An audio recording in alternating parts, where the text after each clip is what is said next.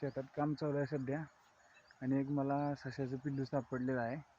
म्हणजे हे माझं ग्रास कटर चालू होतं मारायला बागात आणि आहे इथं समोर बसलेलं आणि ते त्याला थोडंसं लागल्यासारखं वाटलं मला, म्हणून मी त्याला बघायसाठी हातात पकडलं होतं.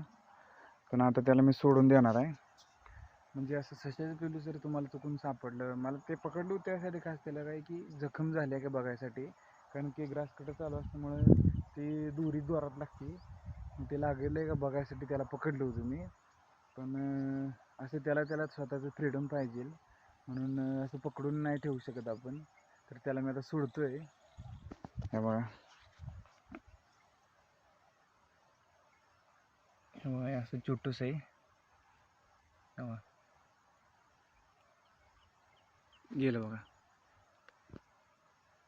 फक्त एवढंच की हे जगावं, ह्याला कुत्र्याने काही धरू नये. गेलं बघा, लांब गेलं बघा. आता